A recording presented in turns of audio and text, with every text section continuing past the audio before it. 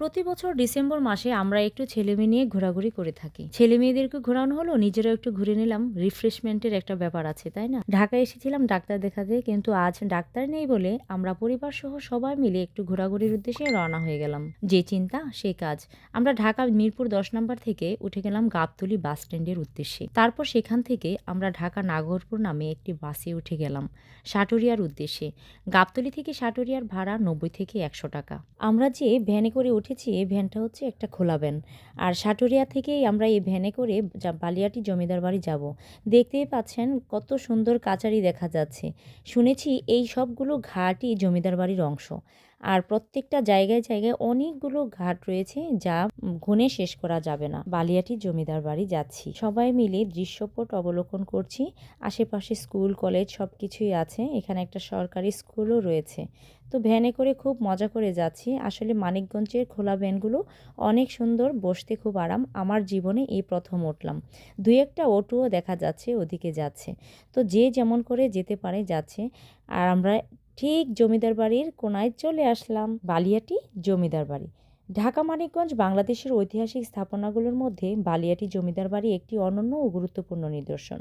এই ঐতিহাসিক জমিদার বাড়িটি মানিকগঞ্জ জেলার সাটুরিয়া উপজেলায় অবস্থিত। আমরা সেখানেই চলে এসেছি। চলুন ৩০ টাকা করে টিকিট কেটে ভিতরে যাওয়া যাক। ঢাকা শহর থেকে এর দূরত্ব প্রায় ৬৩ কিলোমিটার। বালিয়াটি জমিদার বাড়ির প্রতিষ্ঠাতা ছিলেন গোবিন্দরাম সাহা। তিনি ১৯ শতকের একজন খ্যাতনামা লবণ ব্যবসায়ী ছিলেন। ব্যবসার মাধ্যমে বিপুল সম্পদ অর্জন করে তিনি এই অঞ্চলের জমিদারি প্রতিষ্ঠা করেন। তার সঙ্গে দড়িরাম, পণ্ডিতরাম, আনন্দরাম ও গোলাপরাম, এই ৪ ভাই একত্রে জমিদারি কার্যক্রম পরিচালনা করতেন। এই জমিদার বাড়ির ৪টি জমিদারি মহল রয়েছে।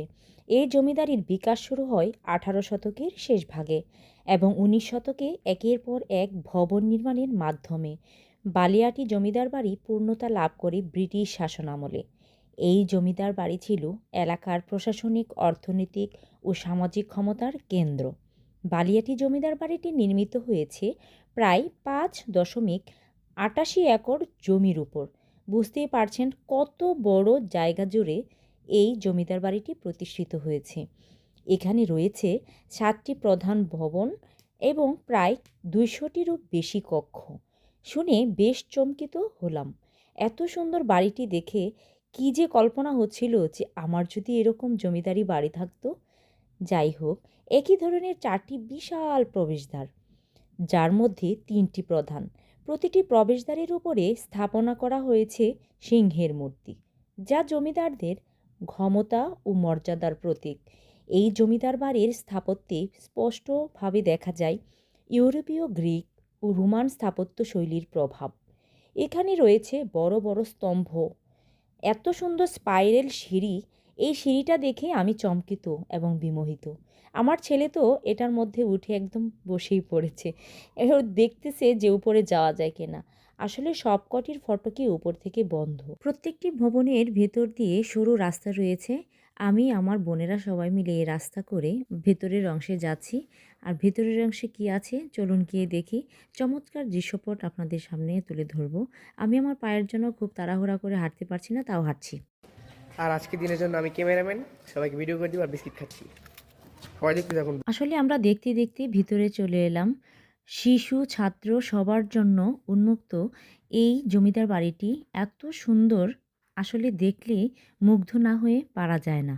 পুরো স্থাপত্য পরিকল্পনার একটি গুরুত্বপূর্ণ অংশ ছিল ১৯৮৭ সালে বাংলাদেশ সরকার সংস্কৃতি বিষয়ক মন্ত্রণালয়ের আওতায় প্রত্নতত্ত্ব অধিদপ্তরের মাধ্যমে বালিয়াটি জমিদার বাড়িকে সংরক্ষিত ঐতিহাসিক স্থাপনা হিসেবে ঘোষণা করে।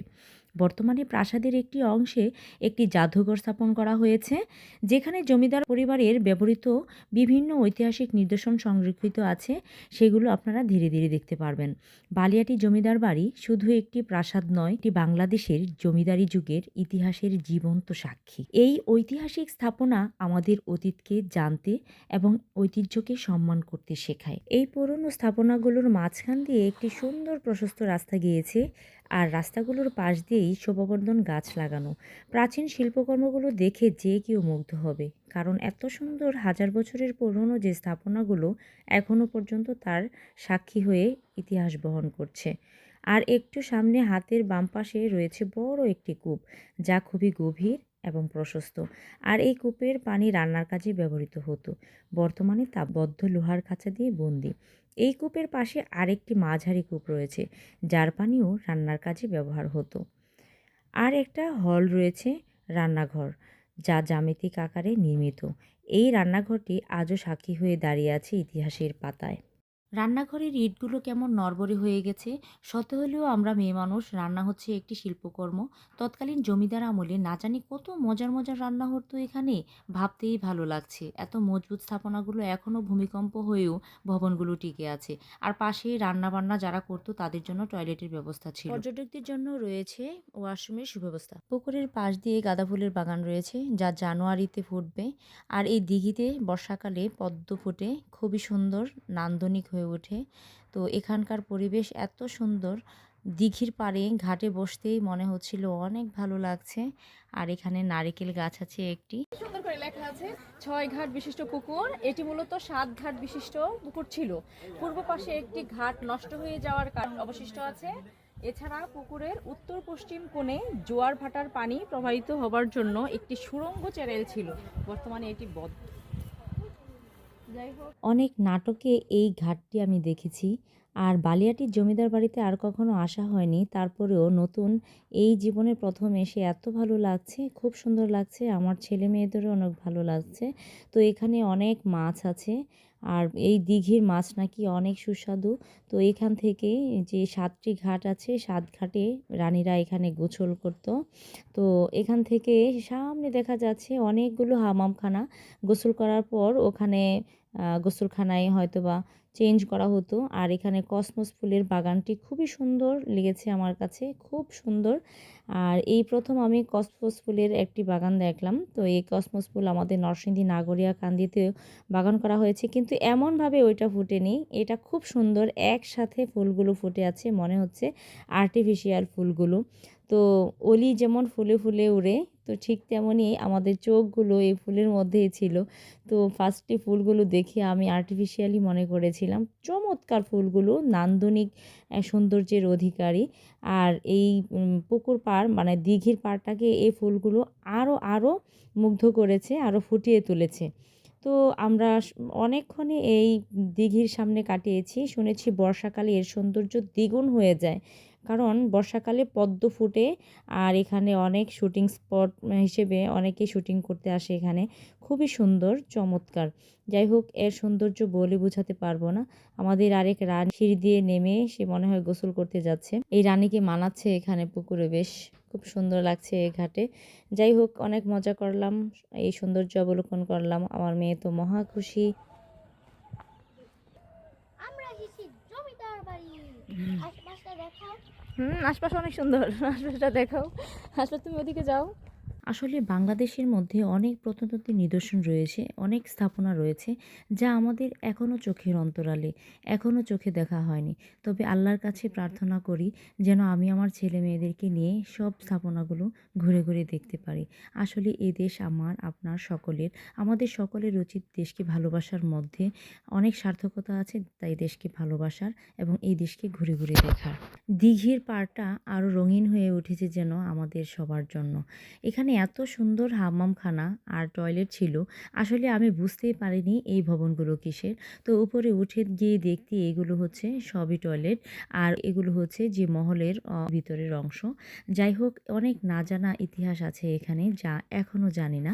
তো ভিতরে অনেক আমাদের সময় একদমই ছিল না, কারণ এক হচ্ছে শীত, আর আমার বড় বোন তো আসতেই চাচ্ছিল না। তো যাই হোক, হাসপাতালের কথা বলে আমরা বের হয়ে পড়েছিলাম। হুটহাট করে, আসলে ঘোরার মধ্যে আনন্দ আছে। দিঘির মূল ঘাটের দিকে দুই পাশে 2টি করে প্রাসাদের অন্দরমহলে টয়লেট রয়েছে। আসলে এর কিংবদন্তি এবং জনশ্রুতির মাধ্যমে অনেক ইতিহাস ও তথ্য উপাত্ত জানা যায়। আমরা আসলে সময় করে আসতে পারিনি।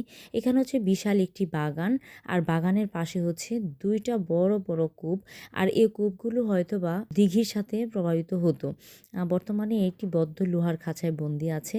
বাগান ঘুরে গিয়েছিলাম জমিদার বাড়ির জাদুঘরে, যা ভিডিও করা নিষেধ।